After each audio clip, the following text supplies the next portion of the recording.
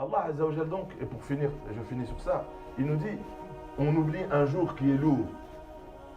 Mais comment ne pas oublier ce jour qui est lourd? Allah Azza wa Jal dit, je vais descendre sur toi, en parlant au prophète sallam et à sa communauté, une parole lourde. C'est le Coran. Regardez, en arabe lourd, thaqil.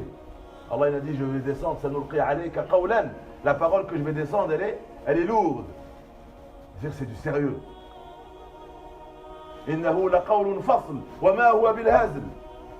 Quand on dit Allah a dit, on rigole pas. C'est du sérieux. Mais Allah il dit, il y en a, ils prennent la religion pour du jeu. Il y en a, leur religion c'est quoi? C'est juste une distraction.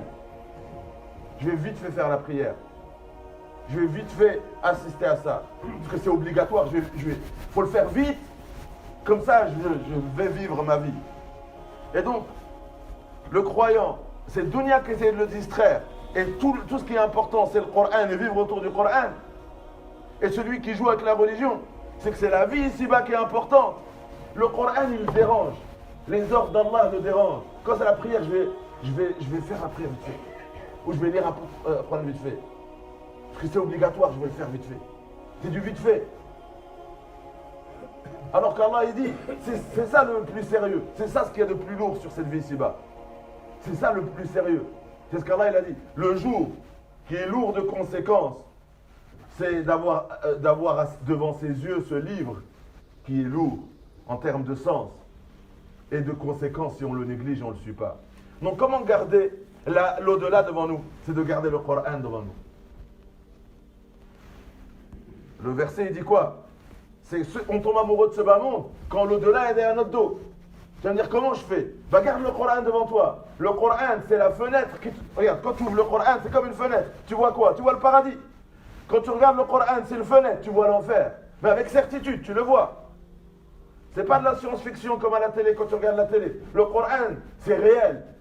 Quand tu lis le paradis, tu vois le paradis, c'est devant toi. Donc si le Coran, il est toujours devant toi, tu vois le paradis.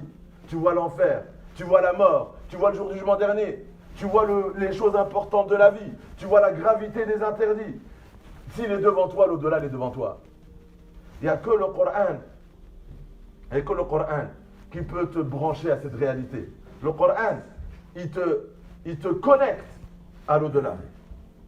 Mais si le Coran, il n'est pas devant tes yeux tous les jours, le matin, il n'est pas devant tes yeux, la nuit, il est devant tes yeux, il n'est pas devant tes yeux.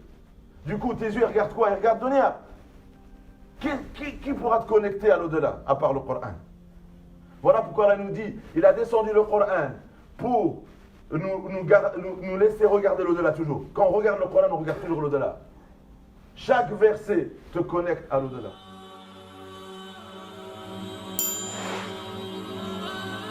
Celui qui est au service de son frère, Allah Azza wa Jal sera son service.